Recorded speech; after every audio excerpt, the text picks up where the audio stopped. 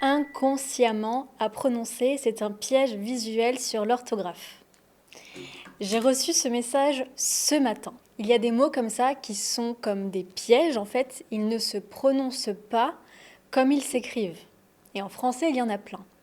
Est-ce qu'on dit inconsciemment, inconsciemment ou inconsciemment? La réponse est inconsciemment, avec le son A, inconsciemment. J'ai commencé à réfléchir et je me suis dit, il y a énormément de mots dans le même cas, qui ne se prononcent pas vraiment comme ils s'écrivent. Et il y a de fortes chances pour que toi aussi, tu aies rencontré ce problème un jour avec un mot en français. C'est certain. En plus, ce sont des mots du quotidien, des mots très courants. Et il y a de fortes chances pour que tu prononces mal un mot depuis le début. Oui, oui.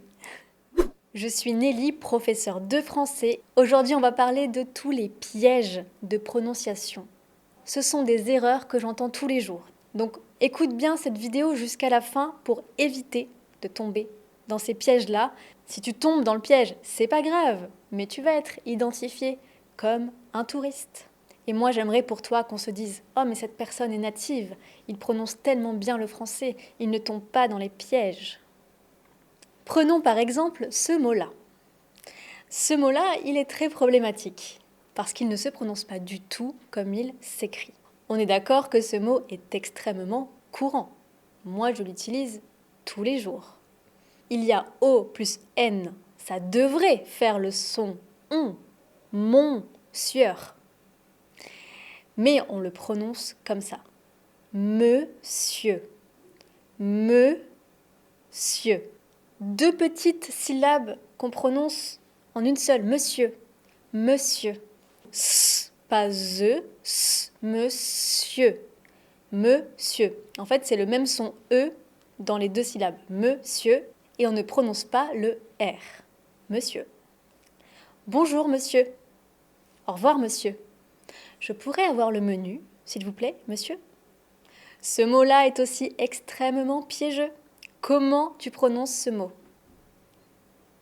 Pace? País? Pays? Oui, c'est bien pays. Pays.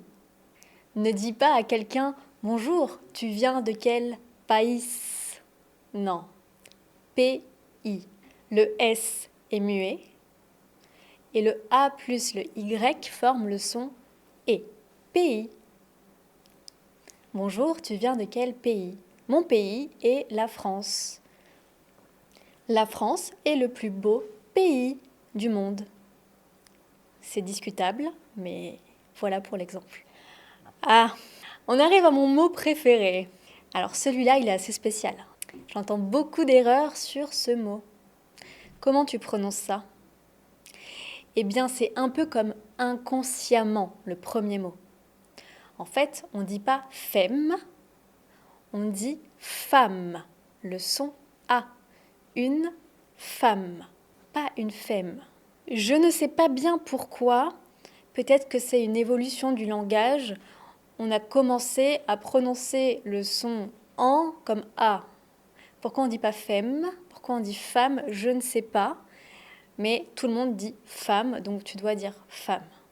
Une femme, des femmes, c'est une belle femme. J'ai rencontré une femme. Un autre mot qui va te donner du fil à retordre. Tu connais l'expression donner du fil à retordre? Ça veut dire que c'est un mot qui va te donner des difficultés, du fil à retordre. C'est justement ce mot-là qui veut dire mon enfant, mon garçon, mais qui ne se prononce pas comme le fil. Un fil, du fil, des fils. Ça, c'est le fil de fil à retordre, mais il y a aussi le fil, mais celui-là, c'est un sens complètement différent. Donc, on va dire mon fils, mon fils, mes fils. Attention, on ne prononce pas le L. Fils. Encore un piège, encore une lettre muette. Je sais, mais c'est la beauté de la langue française. Et si tu regardes cette vidéo, c'est que tu es encore là, tu n'es pas découragé et tu es très courageux. Tu fais partie des plus téméraires, donc continue. Ce mot-là est intéressant également quand on parle du temps. On dit 1 minute et on dit 1 seconde et pas seconde. 1 seconde, c'est le son G. G, même s'il y a un C, on ne prononce pas K, on prononce G. 1 seconde. Donne-moi 1 seconde. Je suis prêt dans 1 seconde. Ok, c'est bon, tu me suis? On peut continuer avec les 2 derniers mots. Celui-là, c'est surtout pour mes amis anglophones. Si tu parles anglais, il y a des chances pour que tu prononces ce mot-là. Hotel. Il faut savoir qu'en français, le H ne produit aucun son. Donc en fait, on ne va pas faire hotel, on va juste faire comme si le H n'était pas là. Hôtel. Hôtel. Je vais à l'hôtel. Je vais à l'hôtel. Là, je fais la liaison entre V et A parce qu'il y a un S. Je vais à l'hôtel. Mais on n'entend pas le H de hôtel. Ça, c'est très important. Si tu prononces le H, c'est pas très grave, on va te comprendre. Mais on va tout de suite t'identifier comme un touriste. Et je sais que tu as envie d'avoir un bon accent. Donc, hôtel. Terminons avec ce mot qui désigne ça. Il y a un seul piège dans ce mot. C'est que tu vois le O et le I, donc tu as envie de prononcer oignon.